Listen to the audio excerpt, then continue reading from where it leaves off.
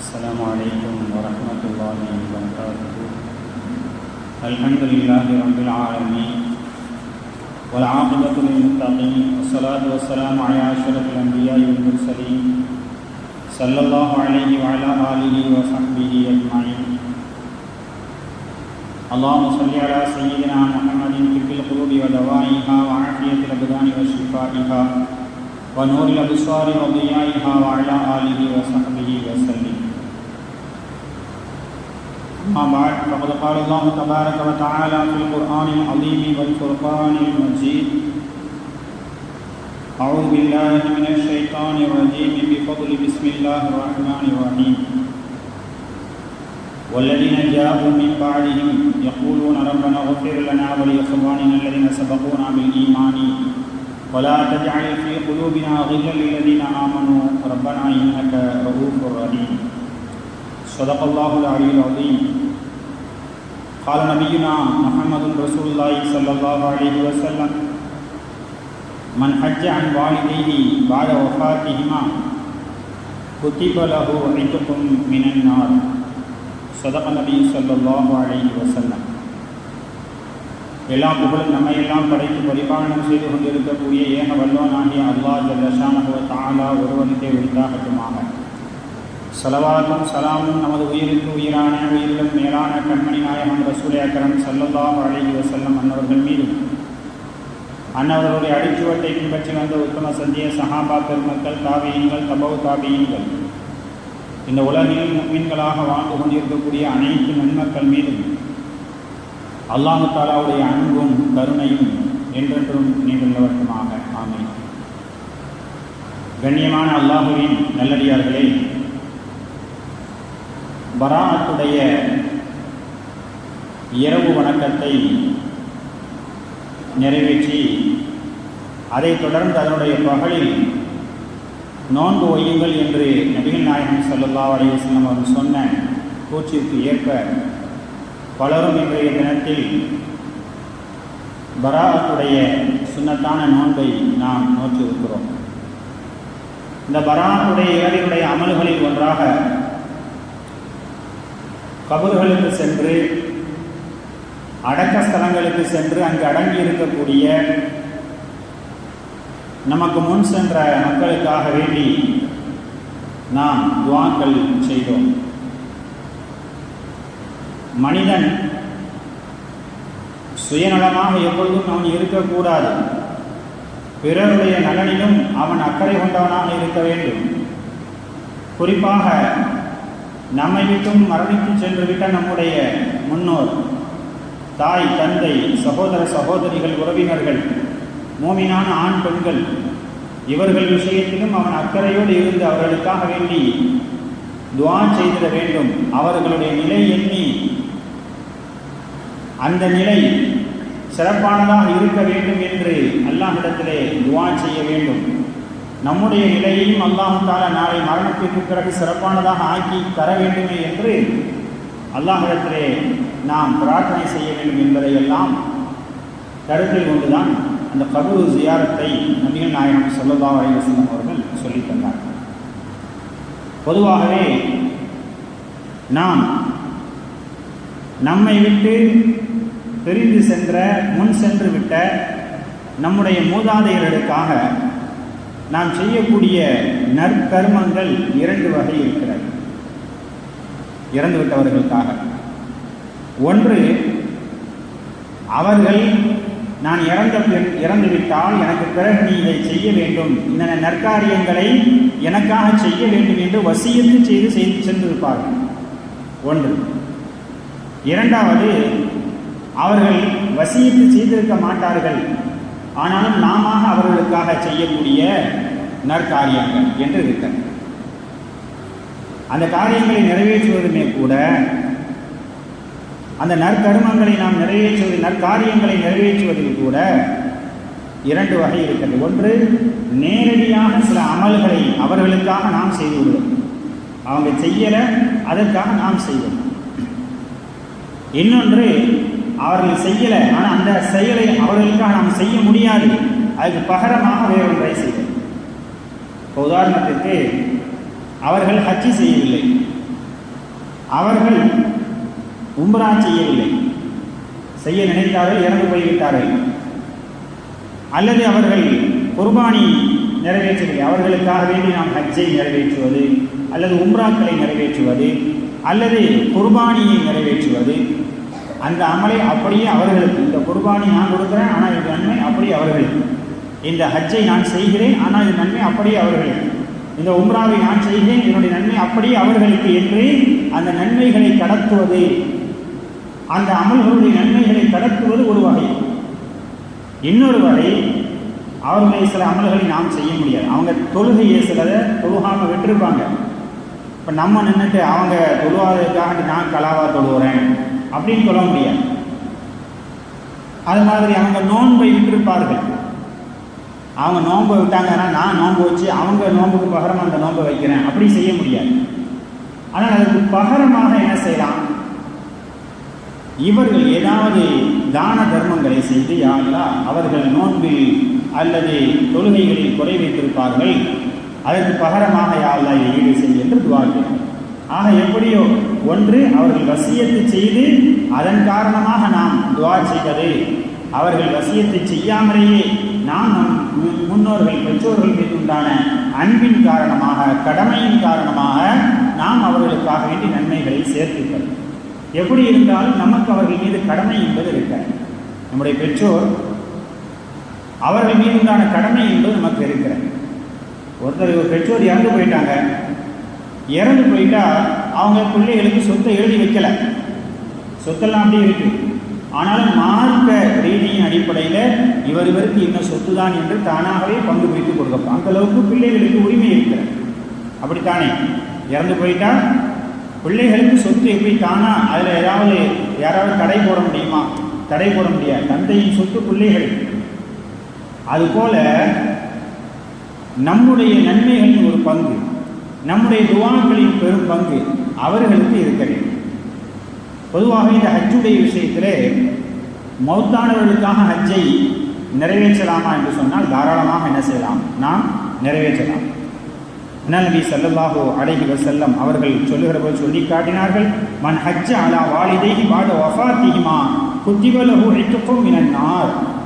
இறந்துவிட்ட பெற்றோருக்காக யார் ஹஜ்ஜி செய்கிறார்களோ அவர்களுக்கு அல்லாஹ் நரக விடுதலையை கொடுக்கிறான். அவங்க இருந்தாங்க, நம்ம படிக்க வச்சாங்க, கஷ்டப்பட்டு நம்மளை வளர்த்தார்கள், கடைசி வரைக்கும் அவங்க பிள்ளைகளெல்லாம் கட்டி கொடுத்தாங்க, எல்லா வேலையும் செஞ்சாங்க. வயதாகி விட்டது, ஹஜ்ஜி செய்யக்கூடிய வாய்ப்பு அவர்களுக்கு கிடைக்கவில்லை. பொருளாதாரம் இருந்தும் நேரம் கிடைக்கவில்லை, அல்லது பொருளாதாரமே இல்லை, அந்த கஷ்ட சூழ்நிலை வளர்த்தார்கள்.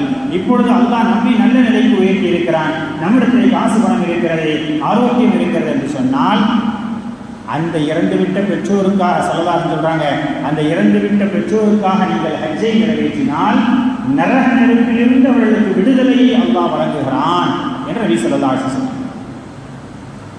எவ்வளவு பெரிய விஷயம். சில பேர் இப்படி சொல்றாங்க, இறந்து போயிட்டா அவங்க வேற நம்ம வேற, அவங்க வேற நம்ம வேற, அவங்களுக்கு நமக்கு சம்மந்தமே கிடையாது, அவங்க செஞ்சது அவங்களுக்கு, நான் செஞ்சது நமக்கு. அப்போ அவங்க சம்பாதிச்சது அவங்க வச்சுக்கணும், ஏன் நீ எடுக்கிற? அவங்க சம்பாதிச்சது எனக்கு வேணும், அப்போ அவங்க செஞ்சது அவங்களுக்கு என்று சொன்னால் அதை அவர்களோடு கழித்து விட வேண்டும் அல்லவா? அப்படி கிடையாது.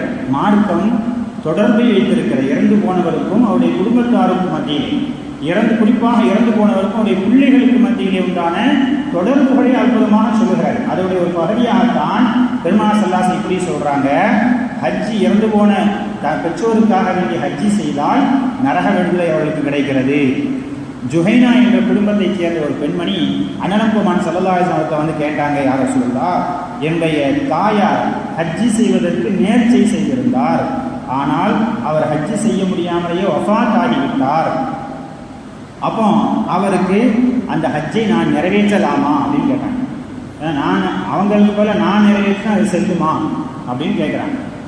அப்போ நபி ஸல்லல்லாஹு அலைஹி வஸல்லம் அவங்க நிறைவேற்றலாம் அப்படின்னு சொல்லலை, ஒரு உதாரணம் சொல்லி அதிலிருந்து உதாரணம் எடுக்க சொல்கிறாங்க. எப்படி சொல்கிறாங்க, இதை அரபிய கியாஸ் என்று சொல்கிறாங்க. உன் பெற்றோர் யாருக்காச்சும் கடன் கொடுக்க வேண்டியது இருந்தால் நீ அதை நிறைவேற்றுவாயானே, உனக்கு அது கடமை தானே அப்படின்னு கேட்டாங்க. உன் பெற்றோர் யாருக்காவது கடன் கொடுக்க வேண்டியிருந்தால் அதை நீ நிறைவேற்றுவது கடமைதானே என்று கேட்டார்கள். ஆமாம் யாரும். அப்போ அவர்கள் ஹஜ்ஜி செய்ய வேண்டும் என்று அவர்கள் நியத் வைத்திருந்தார்கள் என்று சொன்னால் அதனை நிறைவேற்றுவது உனக்கு கடமை என்று நபிகள் நாயகம் ஸல்லல்லாஹு அலைஹி வஸல்லம் அந்த பெண்மணி இடத்தில் என்ன செய்தார்கள் சொன்னார்கள் என்பதை நாம் ஹதீஸ் கிரந்தங்களில் முஸ்லீம் ஷரீஃப் போன்ற ஹதீஸ்களிலே இந்த ஹதீஸை நாம் பார்க்கிறோம். ஆக ஹஜ்ஜி செய்வது, அவர்கள் சார்பாக குர்பானியை நிறைவேற்றுவது. குர்பானி நாம் கொடுக்குறோம், அவங்க வருஷம் கொடுத்துருப்பாங்க, நாம குர்பானி கொடுக்குற பொழுது நமக்கான குர்பானியை நிறைவேற்றணும். அதை ஷர்த் இருக்குது, நாம் நம்முடைய குர்பானியை நிறைவேற்றணும். ஆனால் அவன்கிட்ட நிறைய பொருளாதாரம் இருக்குது. இறந்து போய்விட்ட நம்முடைய தாய் தந்தைக்காக வேண்டி, பெற்றோருக்காக வேண்டி, அல்லது இறந்துவிட்ட நம்முடைய உறவினர்களுக்காக, நண்பர்களுக்காக, யார் மீது நாம் பிரியம் வைத்திருக்கிறோமோ, யார் இறப்பிருக்கிறோமோ நல்ல நிலையை அடைய வேண்டும் என்ற அக்கறை நமக்கு இருக்கிறதோ அவர்களுக்காக நாம் குர்பானி கொடுப்பது. ஹதீஸை பார்க்கிறோம். அல்லாஹ்வின் தூதர் அண்ணன் நபி ஸல்லல்லாஹு அலைஹி வஸல்லம் அவருடைய வஃபாத்திற்கு பிறகு ஹஜ்ரத் அலியின் கர்ரமல்லாஹு வஜ்ஹா ரசூல் ஸல்லல்லாஹு அலைஹி வஸல்லம் மருமகனார் 4வது ஹலீஃபா அலி ரலியல்லாஹு அன்ஹு அவர்கள் 2 ஆடுகளை அவர்கள் அதிகப்படியாக குர்பானி கொடுப்பார்கள். அப்போ காரணம் அவர்களை கேட்கப்பட்டிருப்பது அவர் சொல்வார்கள், அவர் 2 ஆடு கொடுப்பாங்க எப்போதுமே. இப்போ எனக்காக ஒரு குர்பானி, தனக்காக ஒரு குர்பானி கொடுக்கும்படி எனக்கு நபிகள் நாயகம் ஸல்லல்லாஹு அலைஹி வஸல்லம் வசியத்தை செய்திருந்தார்கள். ரசூலுல்லாஹ் மல்லி வசியத்தை செஞ்சிருக்கிறாங்க. அதனால் ஒரு ஆட்டை நான் குர்பானி அவர்களுக்காக கொடுக்கிறேன், இன்னொன்று எனக்காக என்று 2 ஆடுகளை அவர்கள் குர்பானி செய்வதை வழக்கமாக கொண்டு இப்படி இறந்து போன ஒரு மனிதருக்காக குர்பானி கொடுக்கலாம் என்கிற விஷயத்தை சொன்னார். வசியத்தை செய்து கொடுப்பதும் இருக்கிறது, வசியத்தை செய்யாமலே, வசியத்தை செய்யறதுன்னா அவர் இறந்தவர் இப்படி செய்யும் சொல்லி நம்மளை ஏவி இருப்பார். வசியத்தை செய்யாமல் அவர் ஏவலாம் இல்லை, ஆனால் நான் நம்முடைய பொருளாதாரத்தை கொண்டு அவர் மீதுக்கான அக்கறையில் நாம் செய்வோம். இப்போ இந்த நன்மைகள்லாம் அவங்களுக்கு போய் சேரும். அவன் கூலி அவருக்கு, என் கூலி எனக்கு என்கிற அந்த பேச்சு அது ஒரு சில விஷயங்களில் அல்லாஹ் சொல்வதுதான். அவருடைய தீமைக்கு இவர்கிட்ட கொடுக்க முடியாது, இவருடைய சுமையை அவர்கிட்ட சுமக்க முடியாது என்று சொல்வதெல்லாம் அது பொதுவான பொருளில் கூறப்படக்கூடிய சில விஷயங்கள் தானே தவிர இது போன்ற நன்மைக்கான பரிமாற்றங்கள் எப்படி வருது பாருங்க. ஹஜ்ஜி செய்கிறாரு, அல்லாஹ் நரகத்திலிருந்து விடுதலை அளிக்கிறார். அப்போ நரகம் என்று அந்த பெற்றோருக்கு தீர்ப்பளிக்கப்பட்டிருந்தாலும் இவர் செய்கிற ஹஜ்ஜின் காரணமாக அல்லாஹ் மன்னித்து அவர்களை சொர்க்கத்தில் கொண்டு செல்கிறான். யார் சொல்றா? ரசூலுல்லாஹ் சொல்றாங்க. முஸ்லீம் ஷரீஃபிலே ஹதீஸ் பதிவாக இருக்கிறேன். இன்னொன்று நம்மளும் அடிக்கடி கேள்விப்படக்கூடிய ஹதீஸ், அதுக்கு அபூ ஹுரைரா ரலியல்லாஹு அன்ஹு அவர்கள் அறிவிக்கக்கூடிய ஹதீஸ் புகாரி ஷரீஃபிலே வருகிறது. சொல்வார்கள், இதா மாத்தல் இன்சானு இன் கதா அமலுஹு இல்லா மின் ஸலாஸா. ஒரு மனிதன் இறந்து விட்டால் அவனுடைய எல்லா காரியங்களும் அவனை விட்டு துண்டித்து விடுகிறது. அவனுடைய எல்லா காரியம் முடிஞ்சு வச்சு, அவனுடைய எந்த காரியத்தையும் அவன் கபருக்குள்ளே கொண்டு போக முடியாது. ஆனால் 3 விஷயங்கள் அவனோடு தொடர்கிறது, அது துண்டிக்கப்படாது என்று சொன்னார்கள். முதலாவது சொல்கிற போது சொன்னார்கள், இல்லாமின் சதகத்தின் ஜாரியா, அவன் செய்திருக்கக்கூடிய நிரந்தரமான நன்மைகளை பெற்றுத்தரக்கூடிய சதக்காக்கள். சதக்கானா இப்போ இங்கே முசாபில் கொடுக்குறோம் சொல்கிறோம், அது ஒரு சதக்கா, சாதாரண சதக்கா. சதகத்துன் ஜாரியா என்று சொன்னால் நாம் செய்த உதவியின் காரணமாக அந்த தொடர்படியான நன்மைகள் அதிலிருந்து வந்து கொண்டே இருக்கும். ஒரு பள்ளிவாசல் கட்டுவதற்காக நாம் ஒரு உதவி செய்கிறோம், ஒரு மதரசா கட்டுவதற்காக உதவி செய்கிறோம், அந்த மாணவனுடைய கல்விகளுக்காக வேண்டி நாம் உதவி செய்கிறோம். இப்போ அவர்கள் கற்று அதற்கு பிறகு கற்றுக் கொடுப்பார்கள். அதற்கு பிறகு அப்படி வாழையடி வாழையாக செல்லும். பள்ளிவாசலில் வாழையடி வாழையாக தொழுகை நடைபெற்றுக் கொண்டிருக்கும். இப்படி அதுபோன்று நபிகள் நாயகம் ஸல்லல்லாஹு அலைஹி வஸல்லம் அவரிடத்திலே வந்து ஒருவர் கேட்கிறார், யார் ரசூலுல்லாஹ் ஸல்லல்லாஹு அலைஹி வஸல்லம். சாது ரலியல்லாஹு அன்ஹு வந்து கேட்டாங்க, யார் ரசூலுல்லாஹ், என்னுடைய தாய் இறந்து விட்டார், என்னுடைய தாய் அவர் வஃபாத்தாகி விட்டார், அவருக்கு எப்போதுமே நன்மை கிடைத்து கொண்டே இருக்க வேண்டும், அப்படி ஒரு தர்மத்தை எனக்கு சொல்லித்தாருங்கள். சதகத்துன் ஜாரியா அதுதான், எப்போதுமே நன்மை கிடைத்து கொண்டே இருக்கும். தர்மம் வழங்கினா அது அப்போதோடு முடிந்துவிடும், அது ஒரு நன்மையை எழுதப்பட்டுவிடும், அவ்வளோதான். தொடர்படியாக நன்மைகள் கிடைத்துக் கொண்டிருக்கும்படியான ஒரு விஷயத்தை சொல்லித்தாருங்கள் என்று சொன்ன பொழுது நபி ஸல்லல்லாஹு அலைஹி வஸல்லம் சொன்னாங்க, அல்மா, தண்ணீர் தான் என்று சொன்னார். அப்போ அவர் விளங்கி கொண்டார். ஒரு கிணற்றை என்ன செய்தார்? வெட்டி முஸ்லீம்களுடைய தண்ணீர் தேவைக்காக வேண்டி அதனை அவர் வக்ஃப் செய்தார். செய்துவிட்டு என்னுடைய தாயாருடைய நன்மைக்காக என்று சொன்னார்கள். இப்போ இதுவெல்லாம் நிரந்தரமான நன்மைகளை கொடுக்கக்கூடியது. தண்ணீர் விஷயம் இருக்கிற ஒரு வீட்டில் ஒரு இடத்துல கஷ்டப்படக்கூடியவர்களுக்கு நம்ம தண்ணீர் தேவை ஏற்பாடு செய்யணும். ஒரு ஊரிலே கஷ்டப்படுகிறார்கள், தண்ணீருக்காக தண்ணீருடைய ஏற்பாடு செய்ய நிறைய பேர் அந்த மாதிரி நம்முடைய முன்னோர்கள் செய்திருக்கிறாங்க. தண்ணீர் விஷயத்தில் இப்படியான நன்மை கிடைக்கிறது, நிரந்தரமான நன்மை சதகத்துன் ஜாரியா கிடைக்கிறது என்பதற்காக நிறைய பேர் தண்ணியுடைய விஷயத்தில் அக்கறை எடுத்து ஒரு பள்ளியாசம் கேட்குறாங்க, ஒரு உதவி கேட்குறாங்க, சார் நாங்கள் தண்ணீர் போர் போட்டு தரமாங்க. ஏன்னா அவங்க விளங்கி இருக்கிறாங்க தண்ணீர் என்பது இடையறாமல் வந்து கொண்டிருக்கக்கூடிய ஒரு நன்மை. ஒளி எவ்வளோ காலம் அந்த பள்ளிவாசல் இருக்கிறதோ அதை ஒளி செய்யப்பட்டு கொண்டே இருக்கும், அவ்வளோ நன்மைகள் கிடைக்கும். தண்ணீர் குடித்து கொண்டே இருப்பார்கள்.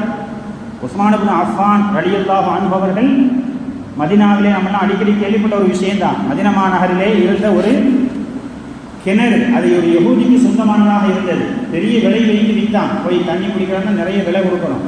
அப்போ அவன்கிட்ட அதை விலைக்கு வாங்கி பெரும் விலை கொடுத்து வாங்கினாங்க. அன்னைக்கு மார்க்கெட் ரேட்டை விட 3 மடங்கு அதிகமாக கொடுத்து வாங்கி அதை அப்படியே யாருக்கு கொடுத்தாங்க? முஸ்லீம்களுக்கு இலவசமாக கொடுத்தாங்க. இன்னைக்கு வரைக்கும் அவனுடைய நன்மைகள் இன்னைக்கு வரைக்கும் அதனால் விளைந்த சொத்துக்கள், அதனால் விளைந்த நன்மைகள் போய்கொண்டே சதக்கத்துன் ஜாரியா. அப்போ ஸல்லல்லாஹு அலைஹி வஸல்லம் அவர்கள் அப்படி சதக்கத்துன் 3 விஷயங்கள் ஒரு மனிதனை அவன் இறந்த பின்னாலும் தொடர்ந்து வரும். ஒன்று சதக்கத்துன் ஜாரியா என்று சொன்னார்கள். இரண்டாவதாக சொன்னார்கள் இல்மின் யுன்தஃபஉ பிஹி, அவன் கற்ற பிரயோஜனமான கல்வி, அவன் கற்ற மார்க்க கல்வி, பிரயோஜனமான கல்வி. அந்த கல்வியின் மூலமாக நல்லது செய்திருப்பான், பிறருக்கு உதவி இருப்பான். அந்த கல்வியுடைய பிரயோஜனம் அது தொடர்ந்து கொண்டே இருக்கும். அதுவும் அவனுக்கு அவன் இறந்த பிறகு கூட அவனுக்கு உதவி செய்யும் என்று சொன்னார். மூன்றாவது உலகின் சாலிஹின் யதுஊலஹு, இதுதான் முக்கியமானது. அவனுடைய சாலிஹான பிள்ளைகள், அவனுக்காக துஆ செய்யக்கூடிய சாலிஹான பிள்ளைகள். இறந்த பிறகும் பிள்ளைகளை விட்டுட்டு போகிறாங்களே, எதுக்காக வேண்டி? தன்னுடைய சொத்துக்களை அவன் அனுபவிக்க வேண்டும் என்பதற்காக வேண்டியா? கிடையாது. அவன் துஆ செய்வான். நாம் இறந்த பிறகு அவன் துஆ செய்வான். யா அல்லாஹ், என்னுடைய பெற்றோரை மன்னித்து விடு, என்னுடைய மூதாதையர்கள் பாட்டியாரை மன்னித்து விடு, துஆ செய்வான். அதுக்கு பிறகு உண்டான பிள்ளை அவனுக்கும் சேர்த்து துஆ செய்வான். அதற்கு பிறகு உண்டான பிள்ளை அவர்களுக்கும் சேர்த்து, இப்படியே வாழையடி வாழையாக அவர்களுக்காக துஆ செய்யக்கூடிய ஒரு சமுதாயத்தை விட்டுவிட்டு செல்கிற பொழுது அவர்கள் துஆ செய்வார்கள். அந்த துஆவுடைய பலன் அவன் இறந்து எத்தனை ஆண்டுகள் ஆகியிருந்தாலும் சரி அவர்களுக்கு போய் சேர்ந்து கொண்டே இருக்கும். நான் தான் ஒவ்வொரு தடவை துஆ செய்யறோம், யா அல்லாஹ் எங்களை மன்னித்துவிடு, பெற்றோரை மன்னித்துவிடு, எங்களுடைய மூதாதையர்களை மன்னித்துவிடு கேட்கிறோம். நமக்கு பின்னால் உள்ள தலைமுறை நாம் இறந்து போய்விட்டாலும் கூட நமக்காக துஆ செய்வார். அவர் பெற்றோருக்காக பிள்ளைகள் செய்யக்கூடிய துஆ அல்லாஹ்விடத்திலே அது எப்பொழுதும் அங்கீகரிக்கப்படுகிறது. ஆனால் அதில் என்ன நாம் செய்யணும்னா, நமக்காண்டி துஆ செய்கிற பிள்ளையா அந்த பிள்ளையை ஆக்கிட்டு போகணும். அது முக்கியம். அவனுக்கும் அல்லாஹ்வுக்கும் தொடர்பே இல்லை, அவனுக்கும் பள்ளிக்கும் தொடர்பே இல்லை. அவன் எப்படி துஆ கேட்க வேண்டும் என்பதும் தெரியாது, ஒன்றும் தெரியாது. அப்படிப்பட்டவனை பிள்ளையாக விட்டு சென்றால் அவனுக்கு வந்து வருமா? அப்போ துஆ செய்யக்கூடிய பிள்ளைகளாக நாம் பிள்ளைகளை சாலிஹா வளர்க்கணுங்கிற ஒரு விஷயம். அவர்கள் செய்கிற துஆ இறந்த பிறகும் நமக்கு தொடர்படியான நன்மையாக கிடைத்து கொண்டிருக்கிறது என்பதை நாம் அங்கே பார்க்கிறோம். அதுபோல் பெற்றோருக்காக நாம் செய்யக்கூடிய அந்த நன்மைகளில் அவர்கள் இறந்து போன பிறகும் கூட அவர்களுக்காக நாம் செய்யக்கூடிய ஒன்று, ஸல்லல்லாஹு அலைஹி வஸல்லம் அவங்கள்ட்ட வந்து ஒருத்தர் கேட்டார், யா ரசூலல்லாஹ் ஸல்லல்லாஹு அலைஹி வஸல்லம், என்னுடைய தாய் எனக்கு எந்த வசியத்தும் செய்யலை, இதை செய் எனக்காக இதை செய்யவும் செய்யலை, ஆனால் அவங்க இறந்து போயிட்டாங்க. அப்படி வசியத்தை செய்யாமலேயே அவர்கள் இறந்து போனாலும் கூட அவர்களுக்காக நான் தர்மம் செய்யணும். அவங்க இருந்திருந்தால் தர்மம் செய்ய சொல்லி இருப்பார்கள். இருந்திருந்தால் என்ன செய்வாங்க? அப்பா இவங்களுக்கு இதை கொடு, இவங்களுக்கு இதை கொடுன்னு தர்மம் செய்ய சொல்லி இருப்பார்கள். ஆனால் அவங்க அப்படி சொல்லலை, இறந்துட்டாங்க. ஆனால் நான் அவர்களுக்காக அப்படி செய்தால், தர்மம் செய்தால் அதனுடைய நன்மை அந்த பெற்றோர்களுடைய தாய்க்கு கிடைக்குமா என்று கேட்டபொழுது, ஆம் நிச்சயமாக கிடைக்கும் என்று நபிகள் நாயகம் ஸல்லல்லாஹு அலைஹி வஸல்லம் சொன்னார். புகாரி ஷரீஃபில் இந்த ஹதீஸ் பதிவு செய்யப்பட்டிருக்கிறது. ஆனால் இன்னொருத்தர் வந்து கேட்டார், யா ரசூலல்லாஹ், நான் உபரியான தர்மங்கள் செய்தால் அந்த தர்மத்தினுடைய நன்மை என் பெற்றோருக்கு போய் சேருமான்னு கேட்டபோது சேரும். அதே மாதிரி தர்மம் செய்த உனக்கும் அதே மாதிரி நன்மை கிடைக்கும் சொல்கிறாங்க. நீங்கள் ஹஜ்ஜி செஞ்சு ஒரு உம்ரா செய்கிறீங்க, தான தர்மம் செய்வீங்க, அதற்கு எப்படி அந்த பெற்றோருக்கோ நாம் யாருக்காக அந்த நன்மையை எட்டி வைக்கிறோமோ அவர்களுக்கோ எப்படி நன்மை கிடைக்கிறதோ அதே போன்ற நன்மை உனக்கு கிடைக்கும். அல்லாஹ் வந்து கஞ்சன் கிடையாது, உங்களுக்கு அந்த நன்மையை கொடுக்குறாரு. அல்லாஹ்வுடைய கஜானா ஒன்றும் காலியானது கிடையாது. உனக்கு உங்கள் தந்தைக்கு அந்த நன்மையை கொடுத்து விடுவதால் அவனுக்கு குறைந்து விடும் என்பதெல்லாம் கிடையாது. உங்களுக்கும் அந்த நன்மைக்கு ஒரு நன்மையுடைய அந்த பங்கை கொடுக்கிறான், அவர்களுக்கும் நன்மையுடைய பங்கு கிடைக்கிறது என்று நபிகள் நாயகம் ஸல்லல்லாஹு அலைஹி வஸல்லம் சொன்னார். இப்போ இறந்து விட்டவர்களுக்கு இது மாதிரி தர்மங்களை செய்வது, அவர்கள் பெயரால் இந்த மாதிரியான நன்மைகளை செய்து துஆ செய்வது என்பதெல்லாம் இருக்கிறது. துஆ மிக முக்கியமாக நாம் ஏதாச்சும் ஒன்றை செய்து அதை அவர்களுக்கு நன்மைக்காக செய்வோம், அது ஒன்று. வெறுமனை கையேந்தி துஆ செய்வதே ஒரு பெரிய நன்மைகளை அவர்களுக்கு கொண்டு போய் சேர்க்கக்கூடியதாக இருக்கிறது. குர்ஆன் ஷரீஃபிலே அல்லாஹ் சொல்கிறான், இறந்து விட்டவர்களுக்கு பின்னால் வரக்கூடிய மக்களை பற்றி அல்லாஹ் சொல்கிறான், வல்லதீன ஜாஉ மின் பஅதிஹிம் யகூலூன ரப்பனா இக்ஃபிர் லனா வ லிஇக்வானினா அல்லதீன சபகூனா பில் ஈமான் என்று அவர்கள் துஆ செய்வார்கள். எப்படி துஆ செய்வார்கள்? என் இறைவா, எங்களை மன்னித்து விடு, எங்களுக்கு முன்னால் ஈமானோடு யார் யாரெல்லாம் எங்களை விட்டும் சென்று விட்டார்களோ அவர்களையும் நீ மன்னித்து விடு என்று பிற்காலத்தில் வரக்கூடிய நல்லவர்கள் துஆ செய்வார்கள் என்பதாக குர்ஆன் ஷரீஃபிலே அல்லாஹ் என்ன செய்கிறான் சொல்லி காட்டுகிறான். ஆனால் எப்போதுமே துஆ செய்கிற பொழுது வெறுமனே சுயநலத்தோடு நமக்காக துஆ செய்வதல்லாமல் நமக்கு முன்னோர்களுக்காக துஆ செய்ய வேண்டும். குறிப்பாக நம்முடைய ஊர்களில் அடங்கி இருக்கக்கூடிய கபூர்களில் மையத்தாகி இருக்கக்கூடிய அந்த மக்களுக்காக நாம் துஆ செய்ய வேண்டும். அவருடைய நிலை என்னவாக இருக்கும் என்பது நமக்கு தெரியாது. அவர்கள் சில பாவங்களை அறியாமையில் செய்து விட்டிருக்கலாம், அதற்காக தௌபா கூட செய்வதற்கு அவர்களுக்கு நேரம் இல்லாமல் போயிருக்கலாம், அல்லது அதற்குள் மரணம் அவர்களுக்கு வந்திருக்கலாம். இப்போ நாம் பிள்ளைகளாக இருந்து செய்ய வேண்டிய கடமை அல்லாஹ் அவர்களை மன்னித்து, பெரிய பதோடக்கூடிய பாவம் செய்தாலும் ஷிர்க்கை தவிர உண்டான எல்லா பாவங்களையும் மன்னிப்பதாக நீ சொல்லுகிறாய், அவர்களை நீ மன்னித்து விடு ரப்பே என்று நாம் அவர்களுக்காக வேண்டி துஆ செய்கிறோம். ஏன்னா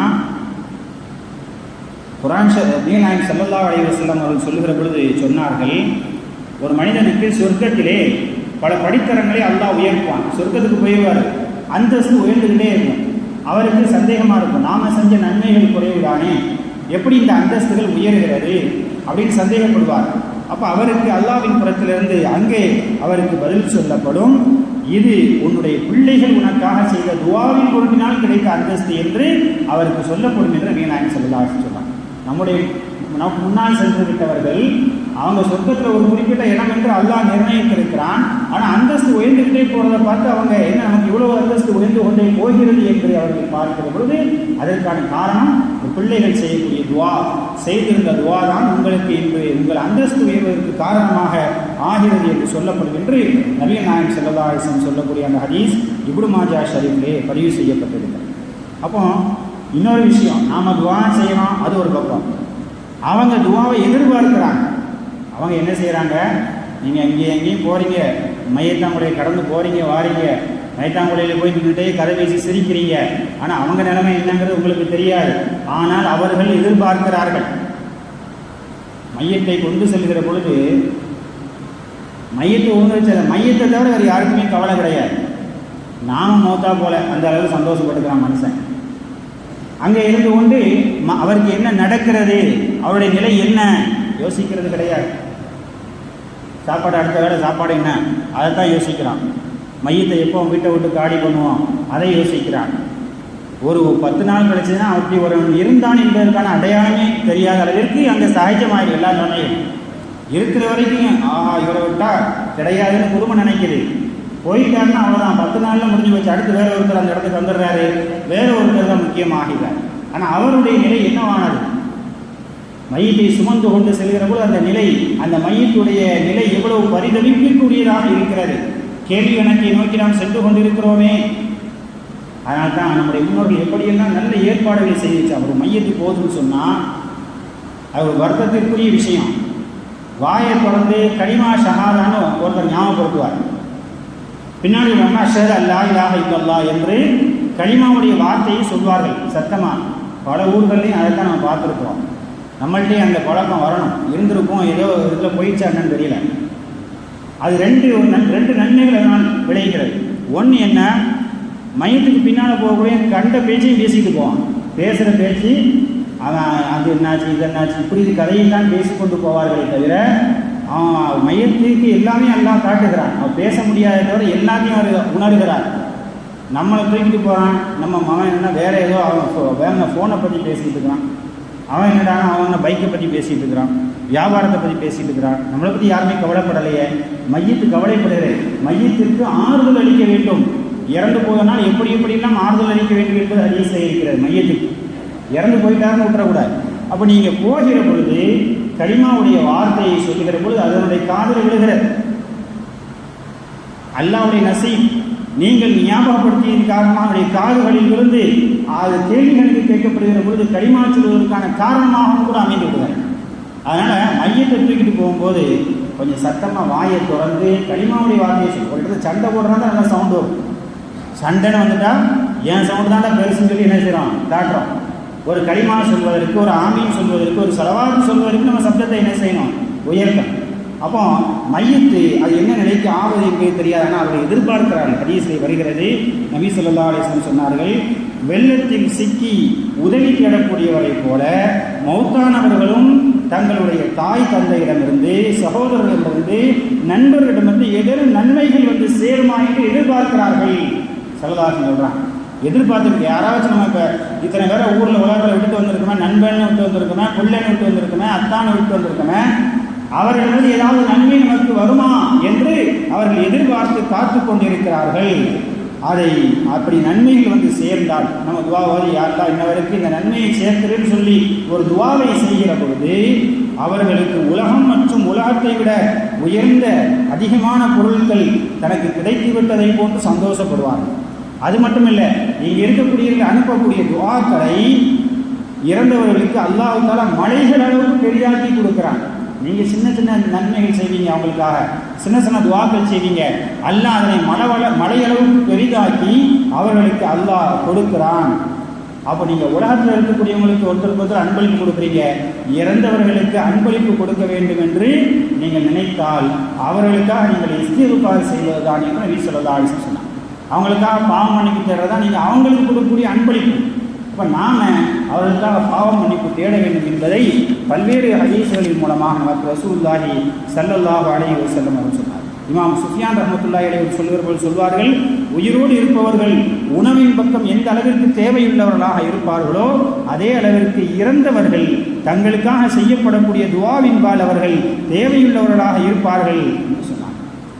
அதனால் நம்மால் முடிஞ்சது உட்கார்ந்துருக்கிறோம், ஒரு சில தஸ்பீகளை ஓதி, குர்ஆன் ஓத தெரியாது பெருசா, யாசின் பெருசாக ஓத தெரியாது, வேறு சூறாக்கள் கூட தெரியாது, என்ன செய்யலாம், ஒரு சில தஸ்பீகளை ஓதி வேண்டுமானாலும் கூட நாம் அவர்களுக்காக வேண்டி என்ன செய்யலாம், துஆ செய்யலாம். ரசூல் ஸல்லல்லாஹு அலைஹி வஸல்லம் கபரை கடந்து சென்றார்கள்.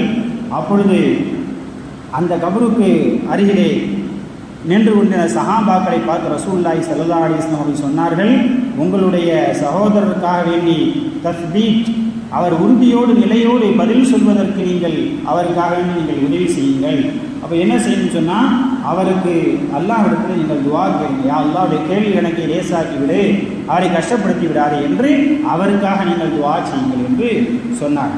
அது மாதிரி ஹஸரத் அம்ர் இப்னு ஆஸ் ரலியல்லாஹு அன்ஹு என்ற சஹாபி மரணமடைகிற போது தன்னுடைய பிள்ளைகளுக்கு வசியத்து சொல்கிறார்கள், நான் இறந்த பிறகு என் மேலே கபர் மேலே மண்ணை போட்டுட்டு நீ ஓடிடாத, சென்று விடாதே, நீ அங்கே நின்று சிறிது நேரம் ஒரு ஒட்டகத்தை அறுத்து பங்கிட்டால் எவ்வளோ நேரம் ஆகுமோ அவ்வளோ நேரமாவது நின்று எனக்காக நீ அங்கே கபருக்கு அருகிலே அமர்ந்து எனக்காக துஆ செய்யுங்கள், நான் அதன் மூலம் நிம்மதி பெறுவேன் என்று சொன்னார். கபருக்கு போனால் நல்ல வார்த்தைகளை சொல்லணும். நம்ம உறவினர்களுடைய கபரும் தெரியுது, அங்கே போய் அவர்களுக்கு ஆறுதல் சொல்ல வேண்டும், அவர்களுக்கு துஆ செய்ய வேண்டும், அவர்களுக்கு பாவ மன்னிப்பு தேட வேண்டும். இதுவெல்லாம் மார்க்கத்தில் நமக்கு சொல்லித் தரப்பட்டது. ஆனால் இன்னைக்கு கபரை கண்டாலே விரண்டோடு அப்படின்னு சொல்லிக் கொடுக்கப்படுது. தர்கா கிட்ட போகாத, கபர்கிட்ட போகாத, கபூர்ஸ்தானுக்கே போகாத, எது கபூர்ஸ்தானுக்கு அவ்வளோ பேரை கூட்டிகிட்டு போகிறீங்க? அன்னைக்கு கூட்டு போனால் வேறு எதுவுமே வரமாட்டான். அன்றைக்கு ஒரு நாளாவது அழைத்து விட்டு போய் எப்படி சலாம் சொல்ல வேண்டும், எப்படி துஆ செய்ய வேண்டும் என்கிற முறைகளை அன்றைக்கு கற்றுக் கொடுக்கப்படுகிறது. நன்மைகளை தடுப்பதிலும் குறைப்பதிலும் தான் இன்னைக்கு மக்களுக்கு ஆர்வம் அதிகமாக இருக்கிறதை ஒழிய நன்மைகளை செய்வதில் ஆர்வம் என்பது இல்லை. கண்ணியமானவர்களே, ஆக இதையெல்லாம் நாம் விளங்கிக் கொள்ள வேண்டும். இறந்தவர்களுக்காக குர்ஆன் ஷரீஃபை ஓதி துஆ, ஹதீஸில் நிறைய ஹதீஸுகள் இருக்குது. ரசூலுல்லாஹ் தஸ்பீஹ் ஒரு தடவை என்ன செஞ்சாங்க, ஒரு கபரை கடந்து சென்ற பொழுது ஹஜ்ரத் சஅத் இப்னு முஆத் ரலியல்லாஹு அன்ஹு என்ற சஹாபி, பெரிய சஹாபி, முக்கியமான சஹாபி, அவருடைய கபரை அடக்கம் செய்து விட்ட பொழுது பிறகு ஸல்லல்லாஹு அலைஹி வஸல்லம் ஜனாசா தொலை வச்சுட்டு ரொம்ப நேரம் தஸ்பீஹ் பக்கத்துலேருந்து ஓதிக்கிட்டே இருந்தாங்க. சுப்ஹானல்லாஹ் தஸ்பீஹ், அப்புறம் அல்லாஹ் அக்பர் தக்பீர் நேரம் ஓதிக்கிட்டே இருந்தாங்க. அப்போ சஹாபாக்கள் சொல்கிறாங்க, நாங்களும் ஓதணும். அப்புறம் கேட்டோம், யாரை சொல்ல ஏன் இப்படி செஞ்சீங்க அப்படின்னு சொன்ன பொழுது ஸல்லல்லாஹு அலைஹி வஸல்லம் சொன்னாங்க, இந்த மனிதர் செய்த ஏதோ ஒரு சிறிய தவறுக்காக கபர் அவரை நெருக்குகிறது. யார்? சஹாபி சஅத் இப்னு அபீ வக்காஸ் ரலியல்லாஹு அன்ஹு என்று சொல்லப்படக்கூடிய மிகப்பெரிய சஹாபி சஅத் இப்னு முஆத் ரலியல்லாஹு அன்ஹு. அவரை என்ன செய்து கபர் நெருக்குகிறது. அதனால் இந்த தஸ்பீகளை ஓதியதற்கு பிறகு அல்லாஹ் அதிலிருந்து விடுதலை கொடுத்தான் என்று ரசூல் ஸல்லல்லாஹு அலைஹி வஸல்லம் சொல்கிறார். அதனால் இறந்து போகிறவர்கள் யாரும் பெரிய உத்தமர்களும் கிடையாது, நாமும் அப்படி கிடையாது. ஆனால் எந்த ஒரு சிறிய தவறுக்காக வேண்டியும் அங்கே வேதனை செய்யப்பட்டு வரலாம். அல்லாஹ் பாதுகாக்க வேண்டும். அதனால் துஆ செய்யும். இறந்தவர்களுக்காக நம்மால் முடிந்தால் போய் கபூரிலே இருந்து துஆ செய்யும். ஆனால் எல்லா ஊர்லேயும் சில நடைமுறைகள் வைத்திருக்கிறாங்க. எங்கள் ஊர் பகுதியில் ஃபஜ்ர் தொழுகை மற்றும் அசர் தொழுகை 2 தொழுகையும் முடிந்ததற்கு பின்னால் எங்கள் ஊர் பகுதிகளில் இருக்குங்க, நான் பார்க்கல அதனால் சொல்கிறேன். ஃபஜ்ர் தொழுகை அசர் தொழுகை 2 தொழுகை முடிஞ்ச பின்னால் பள்ளிவாசலை விட்டு தான் கபரிஸ்தான் இருக்கும். பள்ளிவாசல் கடச்சு அப்போ அந்த கபருக்கு நேராக நின்று அதுக்கிட்ட நின்று ஃபாத்திஹா ஓதி அதற்காக துஆ செய்வாங்க. அல்ஹம்து குல் ஹுவல்லாஹ் ஃபலக் நாஸ். இமாம் அஹ்மது இப்னு ஹம்பல் ரஹ்மத்துல்லாஹி ஹம்பலி மதஹ்னு சொல்கிறோமே, அந்த இமாம் அவர்கள் கற்றுக் கொடுத்த முறை இப்படி துஆ செய்யுங்க. அல்ஹம்து குல் ஹுவல்லாஹ் ஃபலக் நாஸ் இந்த முறையில் துஆ செய்யுங்க அவங்க கற்றுக் கொடுத்தது தான். அந்த முறையிலே அந்த மௌத்தாக்களுக்காக காலையிலையும் மாலையிலையும் காலையிலும் தினசரி துஆ செய்து எவ்வளோ பாக்கியம் இருந்த ஜனாசாக்களாக இருக்கும். துஆ செய்யப்படாத கபருஸ்தான்கள் பாக்கியம் இழந்த கபறுகள். அல்லாஹ் பாதுகாக்கும். நம்முடைய முன்னோர்கள் பாக்கியம் இழந்தவர்களா? குறைஞ்சபட்சம் நாம் ஒரு வாரத்தோடு ஜும்மாவில் என்ன செய்கிறோம்? ஜும்மா முடிந்ததற்கு பிறகு நின்று துஆ செய்யும். அந்த நேரத்தையாவது நின்று அவங்க ஆமீன் சொல்லணும், அவங்களுக்காக துஆ செய்யும். அதை பழக்கமாக நமக்கு வாய்ப்பு இருந்தால் அதில் நிற்கணும்.